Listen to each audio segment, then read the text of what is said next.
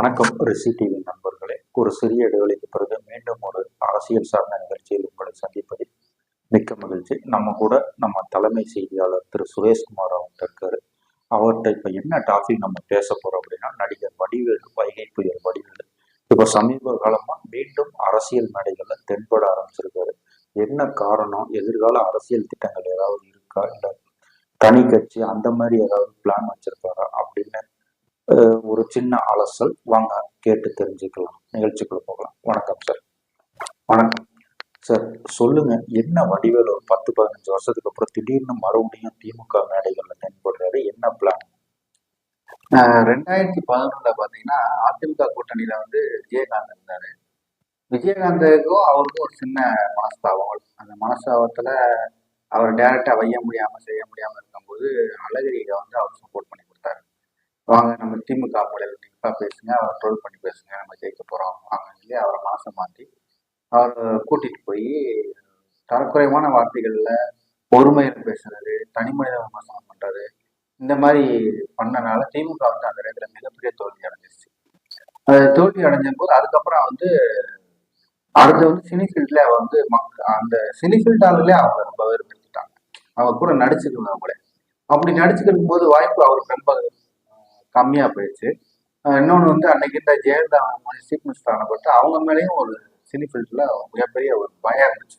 திரும்பி வடிவேலுக்கு வாய்ப்பு கொடுத்தா நம்மளுடைய கேரியர்லாம் மிஸ் ஆகும், பட வாய்ப்புகள் ரிலீஸ் தள்ளி போகும், அதனால வடிவேலை அவாய்ட் பண்ணிடுவோம் அப்படின்னு அவாய்ட் பண்ணாங்க. அந்த ஒரு காரணத்துல அன்னையில இருந்து கிட்டத்தட்ட பாத்தீங்கன்னா ஒரு 10 வருஷம் அவருக்கு எந்த ஒரு பட வாய்ப்புமே கிடைக்கல. அரசியலை விட்டு கிட்டத்தட்ட விலகி ரொம்ப தூரத்துக்கு போயிட்டாரு. வெளியே தலை காட்ட முடியல. அதே திரும்பி இப்ப என்ன பண்றாங்கன்னு பாத்தீங்கன்னா, இப்ப புதுசா கட்சி ஆரம்பிச்ச தாவேகா தமிழக வெற்றி கழகத்துடைய தலைவர் விஜயை கொஞ்சம் ட்ரோல் பண்ணி பேச போறதாகவும், அவரை எதிர்த்து விமர்சனம் பண்றதுக்காக பேசுறதுக்காக திமுக மூலியமா அவரை நியமனம் செஞ்சதாகவும் ஒரு சரி. இல்ல, இப்ப அவரு விஜயகாந்த் பேசினாரு அப்படின்னா ஏற்கனவே அவங்க 2 பேர்த்துக்கு ஒரு பனிப்போர் நிலவுச்சு. அதாவது விஜயகாந்த் இவரை எதிரியா நினைக்கல. ஆனா இவர் விஜயகாந்த் மேல இருக்கிற சில சங்கடங்களால அப்படி பேசினாரு. அதை நம்ம ஒரு வகையில ஏத்துக்கலாம். ஆனா விஜய்க்கும் இவருக்கும் எந்த பிரச்சனையும் இருக்கிற மாதிரி தெரியல. இவர் ரீஎன்ட்ரி ஆனப்பயே கூட பாத்தீங்கன்னா மெர்சல் படம் தெரியும்னு நினைக்கிறேன். மெர்சல்ல உங்களுக்கு நல்ல வாய்ப்பு கொடுத்தாரு, நல்ல ஒரு கேரக்டர் பண்ணாரு. விஜய் கூட இவர் சேர்ந்த முக்கால்வாசி கூட நல்ல ஹிட்டான படங்கள் தான். மெர்சல்லா இருக்கட்டும், போக்கிரியா இருக்கட்டும், காவலனா இருக்கட்டும், காவலன் போக்கிரி நகைச்சுவைகள்லாம் இன்னைக்குமே நீங்க இன்னும் பேசப்படுது. அப்புறம் ஏன் விஜய் இதற்கான காரணங்கள் என்ன? விஜய்க்கும் இவருக்கும் தனிப்பட்ட ஒரு முரண்பாடு இருப்பதாக தெரியல. சரி, இப்ப திமுக அடுத்த இடத்துல தாவேகா இருக்கிற என்ன சொல்ல அரசியல் வட்டாரத்துல பேச்சுவார்த்தைகள் அளவுக்கு அதிகமா ஓடிட்டு இருக்கு. அதுக்கேற்றப்பதான் அதிமுக லிஸ்ட்ல இருந்து எடுத்துட்டீங்க. ஆமா, அது அந்த மாதிரிதான் இப்ப நிறைய ட்ரோல்ல போய்கிட்டு இருக்கு. அதிமுகன்ற ஒரு கட்சியை 3வது போயிடுச்சுன்ற மாதிரிதான் பேசுறாங்க. இப்ப 2 பேருக்கு தான் போட்டின்ற மாதிரி இருக்கு. இப்ப தமிழக வெற்றி கழகத்துக்கும் திராவிட முன்னேற்ற கழகத்துக்கும் தான் போட்டின்ற மாதிரி தான் கள நிலவரமே அப்படித்தான் தெரியுது. அப்ப ஒரு நிமிஷம் மன்னிக்கிறேன். கரெக்டா இப்ப நீங்க பேசிட்டு இருக்கிற இதே நேரத்துல நம்ம ஒளிபரப்பு நடந்துட்டு இருக்கிற நேரத்துல புதுச்சேரியிலேயும் விஜய் இதைத்தான் பேசிட்டு இருக்காரு. தாவேகா திமுகவுக்கு தான் போட்டி அப்படின்னு சொல்லுங்க. ஆமா, கண்டிப்பா. அது இப்ப இருக்க ட்ரெண்டிங்ல அப்படித்தான் போகுது. அதாவது இருக்க ஒரு வலையில இவங்க 2 பேர் மட்டும் தான் இருக்க மாதிரி தான் தோணுது.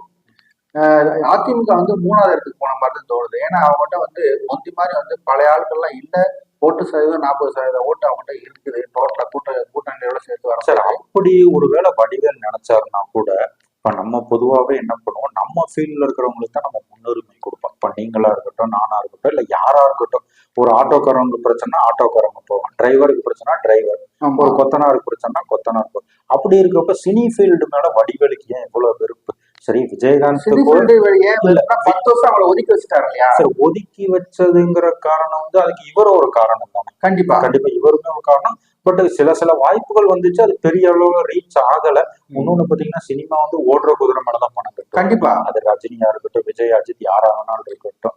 அப்படிங்கிறப்ப நம்ம அதையும் சொல்ல முடியாது. ஒருவேளை இவர் திராவிடத்துல பெரிய அளவுல இருப்பா இருக்கா? இல்ல எனக்கு தெரிஞ்சு திராவிடத்துல ஒரு ஈடுபாடா இருக்கிற மாதிரிலாம் இல்ல.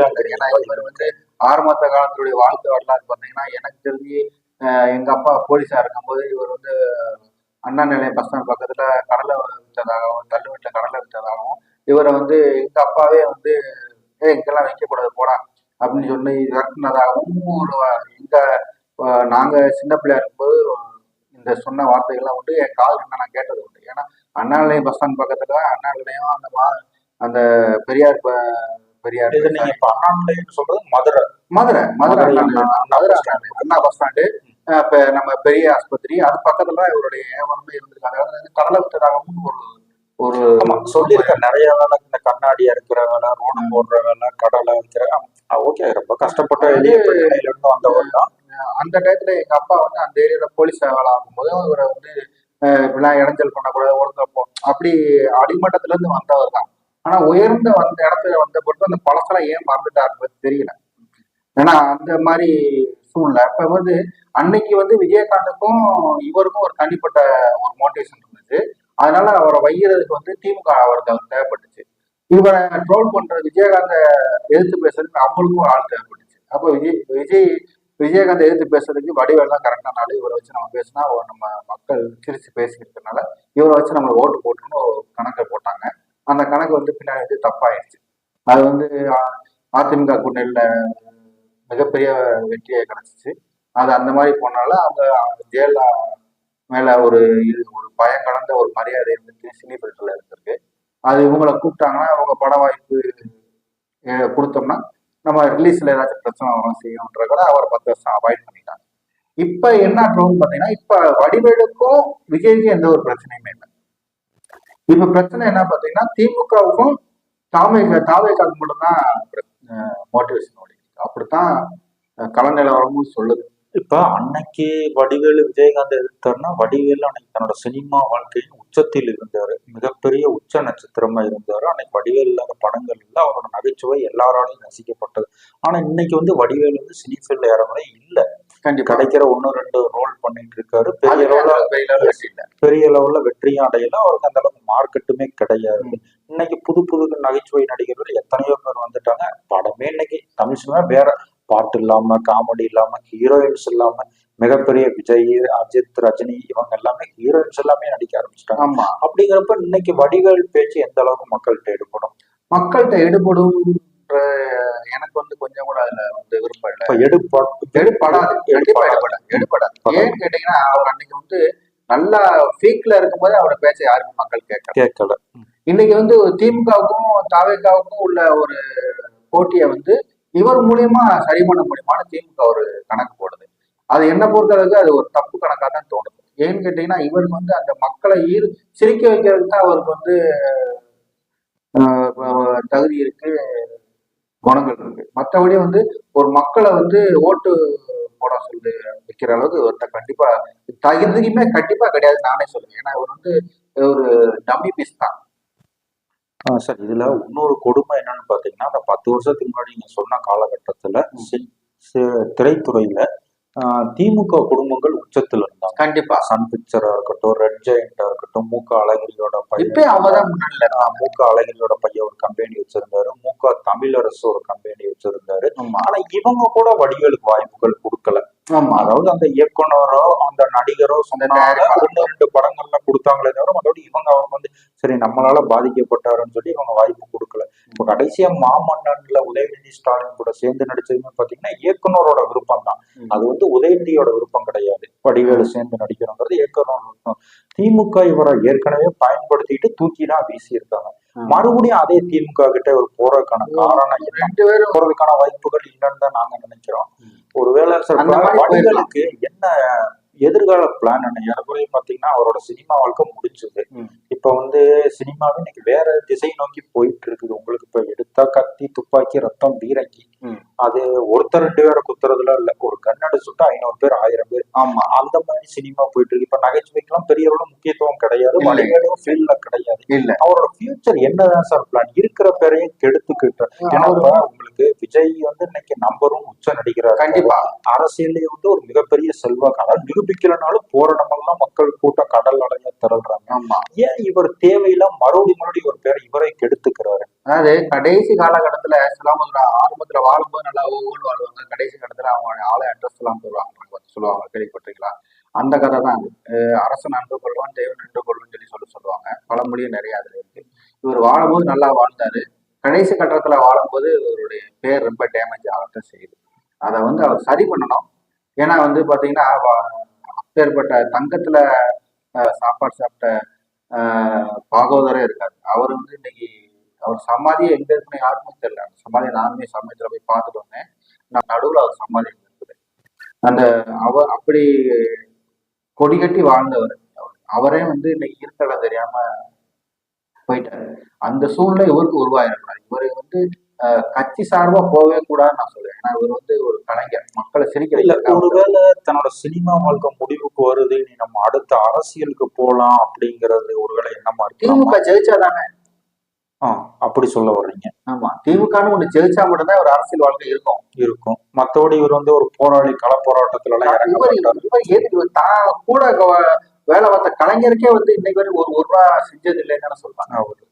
சரி, அப்படி இருக்கும்போது இவர் வந்து மக்களுக்கு என்ன தொண்டாற்று? சரி, இப்போ பொருளாதார ரீதியா வடிவேலோட நிலைமை எப்படி? நல்ல வலுவா கூட பிறந்த அண்ணனுக்கே ஒண்ணும் செய்யல, கூட நடிச்சு கொடுத்த கலைஞருக்கும் ஒண்ணும் செய்யல, தயாரிப்பாளருக்கும் ஒண்ணும் செய்யல, அவங்க கூட பழகிற யாருக்குமே ஒண்ணும் செய்யல. மக்களுக்கு மட்டும் இந்த நாளைக்கு வந்து அரசியல் வந்து என்ன இது ஏன் இந்த பிரச்சனை வருதுன்னா, இப்ப அதாவது நம்ம ஒருத்தர் கூட ஒரு துறையில வந்து பிரச்சனை வரலாம். அப்ப நீங்க வடிவேல் எடுத்துட்டீங்கன்னா கேப்டன் விஜயகாந்த் கூட அவருக்கு பிரச்சனை, உலக நாயகன் கமல் கூட அவருக்கு பிரச்சனை, ரஜினி கூட பிரச்சனை, ரஜினி கூட அது இப்ப ரீசெண்டா சொல்றாங்க. அதே மாதிரி அஜித் கூடயும் பிரச்சனை. கடைசியா ராஜான்னு ஒரு கூட ஒரு 20 வருஷத்துக்கு முன்னாடி அதுல வந்து அஜித்தை ஒரு உரிமையா பேசினதாகவும் அஜித் அதுல சங்கடப்பட்டு ஒதுங்கிட்டதாகவும் ஒரு பிரச்சனை இருக்கு. இப்ப மறுபடியும் விஜய் கிட்ட பிரச்சனை இருக்குது. விஜய்க்கு அவருக்கு எந்த ஒரு பிரச்சனையுமே இல்லை, திமுக பயன்படுத்தி. ஏன் அப்படி சார்? நம்ம அதாவது நாளுக்கு நாள் நம்ம வந்து ஒரு ஏஜ் அதிகமாக ஒரு காலங்கள் ஓட நம்ம மெச்சூரிட்டி ஆகும். பிரச்சனையை குறிப்ப நமக்கே ஒரு சண்டை வந்துருச்சுன்னா ஒரு குறிப்பிட்ட காலத்துக்கு அப்புறம் சரி ஓகே போகுது, அன்னைக்கு நம்ம மேல தப்பு அவர் மேல தப்பு அப்படின்னு சொல்லி ஒரு சேர்றதுக்கு ஒரு இணக்கமான சூழ்நிலையை தான் கையாளுவோம். ஆனா வடிவேல் வந்து நாளுக்கு நாள் தன்னோட பிரச்சனையான தன்னோட எதிரிகளை அதிகப்படுத்துறாரோ? கண்டிப்பா. அவர் வந்து கடைசி கட்ட காலத்துல வாழ்ந்துகிட்டு இருக்காரு.